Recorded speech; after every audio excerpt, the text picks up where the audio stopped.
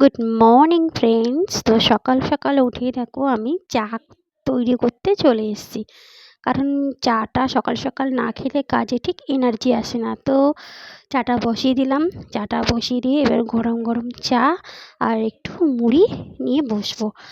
মানে চায়ের সাথে মুড়ি আর কি, মানে বিস্কুট খেলেই আমার অম্বল হয়ে যায়, সেই জন্যে আমি আর কি বিস্কুটটা খাই না। আর এখানে দেখো আমি ডাল বসিয়ে দেবো, কারণ আজকের হচ্ছে শুক্রবার, আর শুক্রবারে আমাদের নিরামিষই হবে। নিরামিষের মধ্যে কালকের এমনিতেই মা উজান সব বিয়ে বাড়িতে খেয়ে এসছে, তো সেই জন্য আমাদের আজকে ডাল আর আলু সেদ্ধ হবে। আর কালকেও আমরা রাতের রোল খেয়েছিলাম। আর দেখো সবাই পরোটা মানে পরোটা তরকারি খেয়েছিলো বলে একটুখানি বাসন পড়ে গেছিলো, তো বাসনগুলো চটচট করে মেজে নিচ্ছি। কারণ অনেকগুলো বাসন জমে যায় পরে না, মানে বেসিনটা পুরো ভর্তি হয়ে যায়, মাজতে খুবই অসুবিধা হয়। সেই জন্যে আর কি টুকটাক যে বাসনগুলো পড়ে ওইগুলো আমি আস্তে আস্তে করে মেজে নিই। তারপর মেজে এবার চাটা খাবো। তার আগে কী করবো, একটু চুলটা বেঁধে নিই। কারণ সকালে উঠেছি, উঠে একটু চুল বাঁধারও টাইম পাইনি, সেই জন্যে এখন এই চাটা তৈরি করছি। চাটা তৈরি হোক ততক্ষণে আমি চুলটা বেঁধে নিই, জামাটা চেঞ্জ করে তারপর চুলটা বেঁধে তারপর একটুখানি বসে একটুখানি ভালো করে ধীরে সুস্থে আর কি চাটা খেতে পারবো।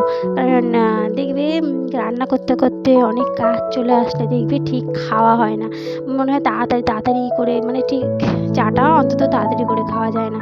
তুমি দেখবে অন্য কিছু খেলেও তুমি চাটা একটুখানি ধীরে সুস্থে বসে একটুখানি চা খেলে বা পাশে যদি অন্য কেউ থাকে একটুখানি গল্প করে করে খেতে খুব ভালো লাগে। তো আমি সেই জন্যই সব কাজগুলো কমপ্লিট করে তারপর আমি চা করতে বসবো, চা খেতে বসবো।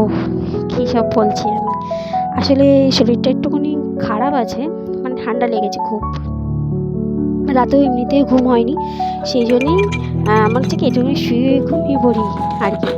তাই এবার দেখো চাটা আমি খাবো, বসে বসে খাবো। আর আজকে তো বাবা আজকে বাজার থেকে মানে মানে 3 কেজি 4 কেজির মতন শুধু কড়াইশুঁটি এনেছে। ওই কড়াইশুঁটি আজকের আমার ছাড়াতে আজকের আমার দিন চলে যাবে। কারণ ওই মানে একা একা দেখবে ছাড়ানোটাই তো হচ্ছে মুশকিলের ব্যাপার। এবার যদি 2-3 জন থাকে তাহলে একসঙ্গে বসে যদি ছাড়ে তাড়াতাড়ি হয়ে যায় কাজটা আর কি। তাই এবার নিয়ে এসছে যেহেতু করতে তো হবে, ছাড়াতে তো হবেই। তো চাটা খেয়ে নিই। তার মধ্যে উজান আবার যাবে হচ্ছে স্কুলে, উজানকে আবার রেডি করাতে হবে, ওর জন্য আবার টিফিন করে দেবে। উনি আবার শুধু পরোটা খাবে না, মানে পরোটার সাথে যদি আমি বেগুন ভেজে দিই ও একদমই খাবে না। কারণ তাড়াতাড়ি বসিয়ে দিচ্ছি উজানকে স্কুলে যাবে। আর এখানে দেখো গাদা খানিক জামা, ওইগুলো হোক ততক্ষণ গাদার ডালটা, ততক্ষণ আমি জামাগুলো ভাজ করি। চলো দেখো কতগুলো জামা, দেখো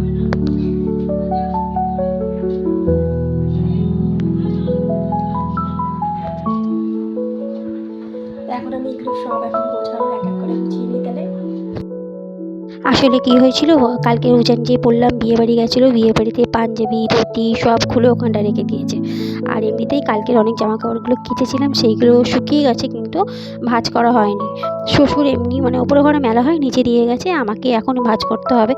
এবার আস্তে আস্তে ওইগুলোও ভাঁজ করে নেবো, মানে সব কাজই আমার দায়িত্বে।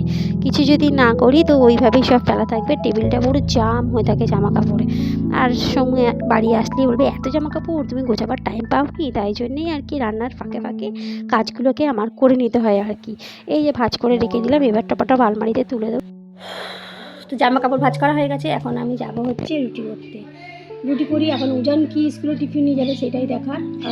তো আমাদের মতন এখন যে পরোটা করি, আমাদের ঘরে আবার কেউ গোল গোল যদি পরোটা করে দিই কেউ খাবে না, ওদের আবার 3 কোনা করে পরোটা করে দিতে হবে।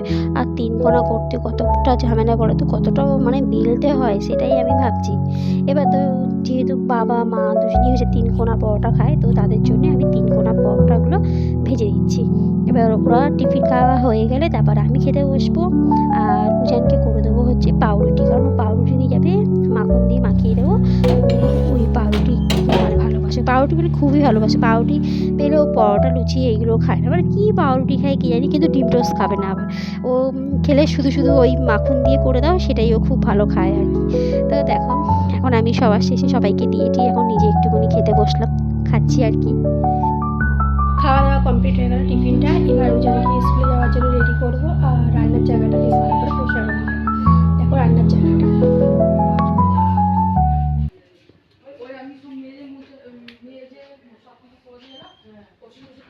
আস্তে আস্তে সব বিছনা টিছনা গুছিয়ে টুছিয়ে পরিষ্কার একদম ঝকঝকে করে নিলাম।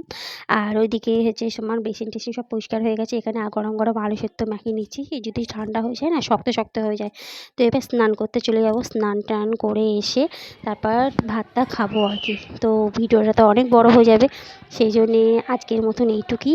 আর নেক্সট ব্লগ তোমাদের দেখতে হবে, ভালো লাগলে লাইক কমেন্ট শেয়ার করতে কিন্তু একদম ভুলো না।